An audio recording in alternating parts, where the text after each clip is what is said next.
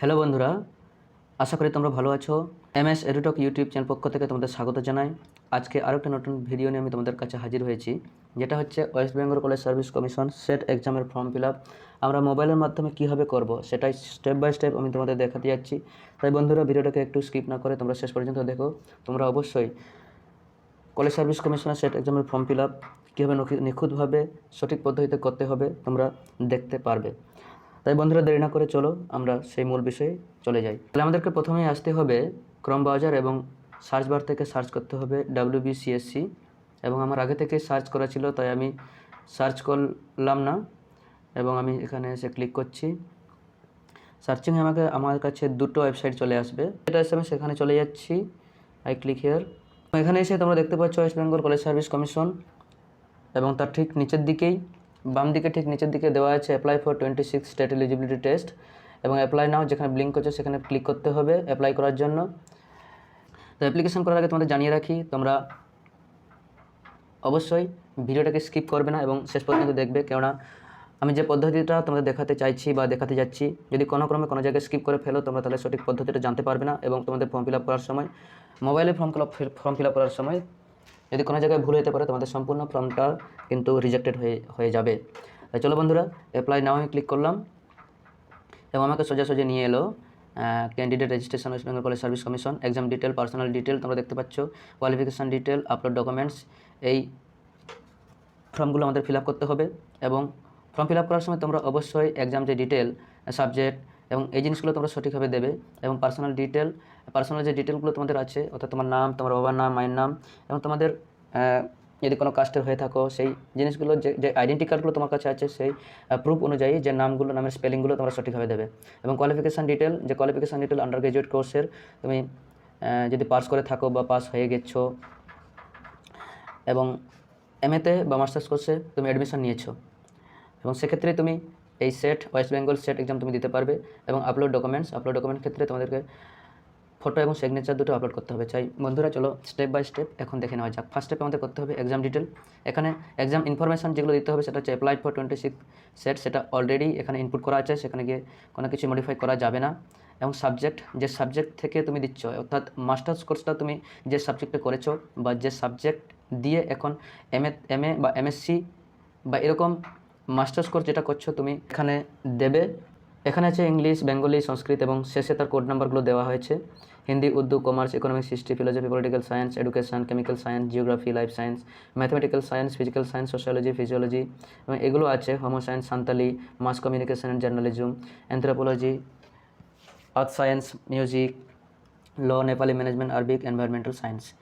এগুলোর মধ্যে যেখানে তুমি যে শাখার স্টুডেন্ট হবে এবং সেই সাবজেক্ট যেটা দিয়ে তুমি করছো এবং সেটা তুমি দেবে, সঠিকভাবে তোমাকে দিতে হবে। এখানে আমি দিলাম লাইফ সায়েন্স, এবং এটা আপডেট হলো। Have you qualified earlier WB SET in the same subject? তুমি কি এর আগে ওয়েস্ট বেঙ্গল সেট এক্সাম কি কোয়ালিফাই করেছো? যদি তুমি করে ফেলেছো তাহলে তুমি ইয়েস দেবে, যদি না করে থাকো তাহলে তুমি নো দেবে। এখানে আমি নো করছি। Test centre district first preference, এই জায়গাটা একটা খুব ইম্পর্টেন্ট জায়গা। এই ফার্স্ট প্রেফারেন্সটা তোমাদেরকে একটু ভেবেচিন্তে দিতে হবে, কেননা তোমাকে দেখতে হবে যে সেন্টারটা তুমি চুজ করছো সেখানে তোমার যাতায়াতের সুবিধা কতটা, তোমার বাড়ি থেকে কতটা দূর, এবং এই সব চিন্তাভাবনা দেখে তুমি ফার্স্ট প্রেফারেন্সটা দেবে। এখানে তোমার যেখানে ইউনিভার্সিটির কাছাকাছি যদি তুমি থাকো বা তুমি বাড়ি থেকে যাতায়াত করো, অবশ্যই তুমি যেখানে থাকবে সেখান থেকে যেন তোমার এক্সাম সেন্টারটা কাছাকাছি পড়ে, তুমি সেই দিকটা লক্ষ্য করে তুমি ফার্স্ট প্রেফারেন্সটা দেবে। আমি এখানে যেহেতু আমি পশ্চিম মেদিনীপুরের থাকি, এবং তাই পশ্চিম মেদিনীপুরটা আমার ফার্স্ট প্রেফারেন্স দিচ্ছি। পশ্চিম মেদিনীপুর আমি ফার্স্ট প্রেফারেন্স দিলাম, এবং সেকেন্ড প্রেফারেন্স দেওয়ার ক্ষেত্রে সে একই জিনিস করবে। যদি ফার্স্ট প্রেফারেন্সে তুমি যদি এক্সাম সেন্টারটা যদি না পাও সেই জায়গায়, তাহলে তোমাকে সেকেন্ড প্রেফারেন্সটা দেওয়া হবে, তুমি একইভাবে এটাও দেবে। আমি এখানে পূর্ব মেদিনীপুর দিচ্ছি, পূর্ব মেদিনীপুর, এবং আরেকবার চেক করে তুমি নেক্সট চলে যাবে, নেক্সট পেজে। এবং এখানে পার্সোনাল ইনফরমেশান তোমাকে দিতে হবে। এখানে পার্সোনাল ইনফরমেশান দেওয়ার ক্ষেত্রে তোমার ফার্স্ট নেম, মিডিল নেম এবং লাস্ট নেম, প্রত্যেকটা জিনিসগুলো সঠিকভাবে তোমার যে প্রুফগুলো রয়েছে, যে আইডেন্টি প্রুফগুলো রয়েছে সেখানে সঠিকভাবে যে স্পেলিংগুলো দেওয়া আছে সেইভাবে তোমরা এই স্পেলিংগুলো তুমি দেবে। আচ্ছা, ফার্স্ট নেম এখানে আমি নাম দিচ্ছি তপন বর্মন, যার যেরকম নাম সেইভাবে তোমরা সঠিকভাবে সঠিক স্পেলিং মেনটেন করে দেবে। First name Tapan, middle name যেহেতু নেই, যদি মিডিল নেম থেকে থাকে তোমরা মিডিল নেম দেবে। Last name Barman. আচ্ছা, ফাদার্স নেমটাও যে প্রুফগুলো আছে, যে আইডেন্টি প্রুফগুলো আছে সেখান থেকে দেখে তোমরা সঠিকভাবে এটা দেবে।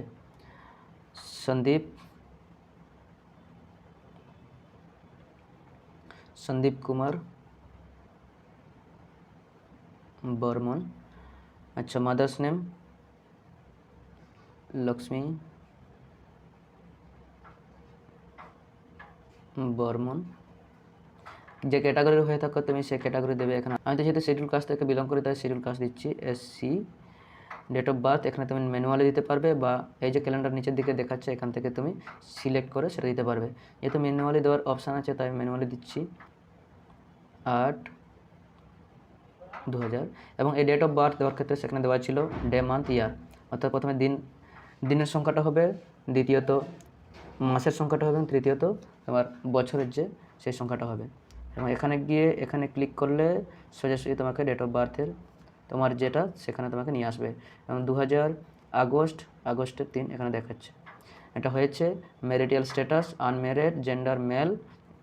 এবং যদি কেউ ফিমেল হয়ে থাকে তোমরা ফিমেল দেবে, এবং ট্রান্সজেন্ডার হয়ে থাকলে ট্রান্সজেন্ডার দেবে। মোবাইল নাম্বার, অবশ্যই তোমরা মোবাইল নাম্বারটা সঠিকভাবে ফিল আপ করবে, কেননা মোবাইল নাম্বারে তোমাদের মেসেজ যাবে এবং যে ইনফরমেশানগুলো দেওয়া হয় মোবাইল নাম্বারেই তোমাদের মেসেজ আকারে দেওয়া হবে। অর্থাৎ এখানে কোনো রকম ফোন বা এরকম কিছু করা হয় না। এখন 8509 হয়তো তোমরা সঠিকভাবে দিয়ে দেবে এটা। ল্যান্ডলাইন নাম্বার ইফ এনি, এটা তোমাদেরকে দেওয়ার কোনো প্রয়োজন নেই। ইমেল আইডি, অর্থাৎ ইমেল আইডিটাও সঠিকভাবে দেবে। MAG সঠিকভাবে এটা দেবে। @ এটা দিলাম।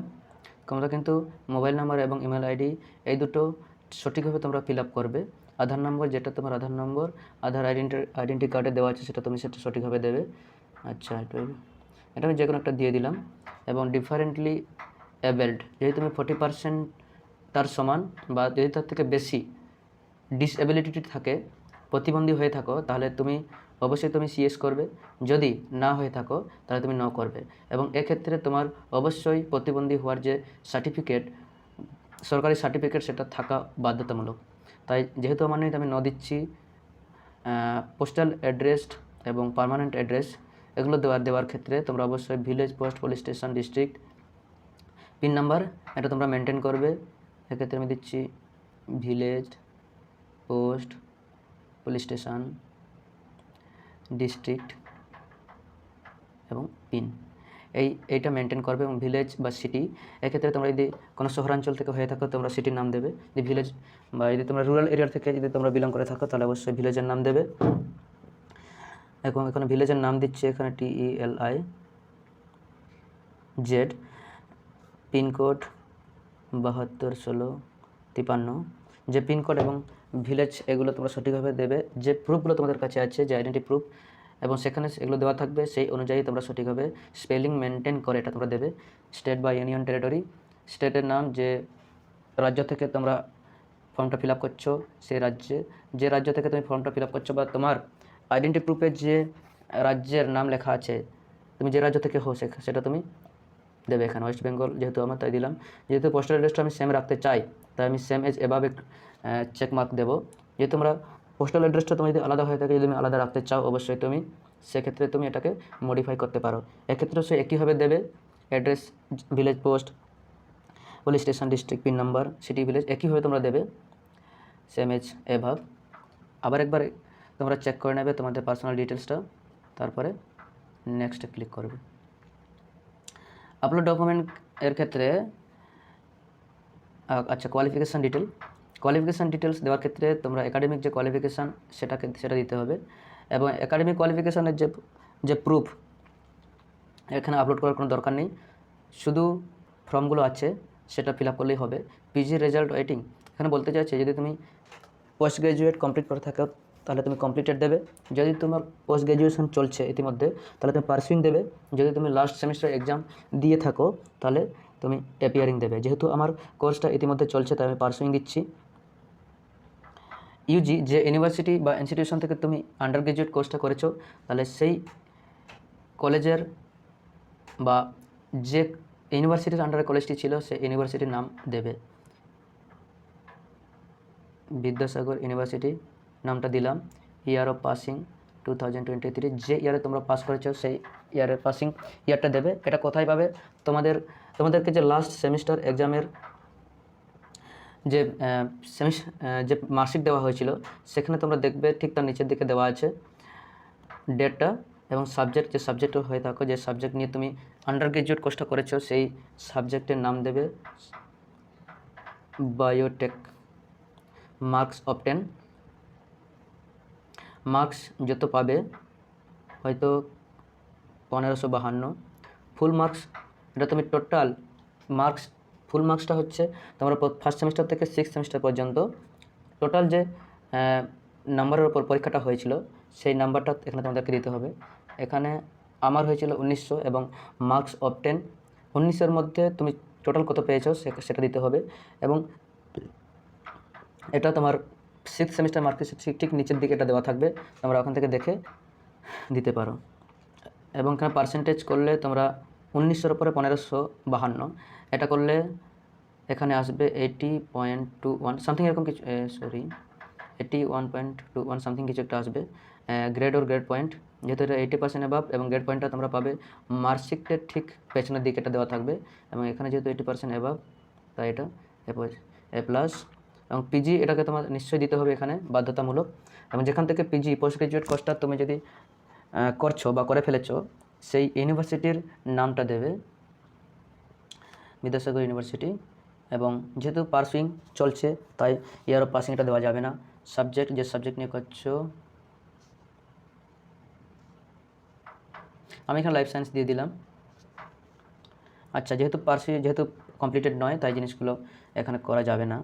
এরপরে বলতে চাইছে, are you a PhD holder and have you completed your master's level examination by 19th September 1991 irrespective of date of declaration of result। যদি তুমি পিএইচডি হোল্ডার হয়ে থাকো, যদি তুমি মাস্টার্স লেভেলটা কমপ্লিট করেছো এবং সেটা 1991-এর 19 সেপ্টেম্বরের মধ্যে, তাহলে তোমাকে একটা ডিক্লারেশন দিতে হবে। এক্ষেত্রে যদি যদি করেছো তাহলে তুমি ইয়েস দেবে, যদি না করে থাকো তাহলে নো দেবে। এতো এর নো সিলেক্ট হয়ে আছে। এরপর এটাকে আরেকবার চেক করে নেবে প্রত্যেকটা জিনিস, এরপর নেক্সট দেবে। এখানে আপলোড ডকুমেন্টের ক্ষেত্রে এটাকে করার আগে তোমরা অবশ্যই exam detail, personal detail, qualification detail আরেকবার চেক করে নেবে। এবং এরপরে যে ফটো, এবং ফটোর ফরম্যাটটা হবে জেপিইজি, আর সাইজটা হবে 4 KB থেকে 40 KB। এবং সিগনেচারের যে ফরম্যাট সেটা হবে জেপিইজি। এবং ইমেজ রেজুলেশনটা হবে 4 KB থেকে 30 KB। এবং এর মধ্যে তোমরা এটাকে রিসাইজ করে তোমরা আপলোড করতে হবে। এবং রিসার্চটা কীভাবে করবে, এর যে প্রসিডিওর, এর যে পদ্ধতি বা কোন ওয়েবসাইট থেকে অনলাইন কীভাবে রিসার্চ করবে আমি ডেসক্রিপশনে লিঙ্ক দিয়ে দেবো, সেখানে গিয়ে তোমরা রিসার্চ করার পদ্ধতিটি দেখে নিতে পারবে। এবং খুব সহজেই তোমরা ইমেজ রিসার্চ করতে পারবে বিভিন্ন রকম ফর্ম অনলাইন ফিল আপ করার জন্য। এবং এখানে আমি ফটো আপলোড করছি। যেহেতু আমার আগে থেকে রিসার্চ করা ছিল তার আমি এখন আর রিসার্চ করছি না। এবং এখন রিসার্চ করতে গেলে অনেক সময় চলে যাবে, তাই আমি রিসার্চ করছি না, আগে থেকে এটা রিসার্চ করে রেখেছিলাম। এই দেখতে পাচ্ছ 36.27 KB। এবং এটাকে আপলোড করলাম। আর এবং ইমেজটাও রিসার্চ করে রেখেছিলাম 25.02 KB। এবং এই দুটো ফটো আপলোডের ক্ষেত্রে তোমরা অবশ্যই খেয়াল রাখবে ফটোর ব্যাকগ্রাউন্ড যেন এক হয়, যেন ব্ল্যাক বা অন্যরকম ডিফারেন্ট ব্যাকগ্রাউন্ড যাতে না থাকে, এবং ফটোটা যেন ভালো হয়, কোনো ব্লাওয়ার না থাকে, ফর্মাল ড্রেস থাকে। এবং এই জিনিসগুলো অবশ্যই তোমরা খেয়াল রাখবে। এবং সিগনেচার আপলোড করার সময় অবশ্যই তোমরা ব্ল্যাক কালি ব্যবহার করবে।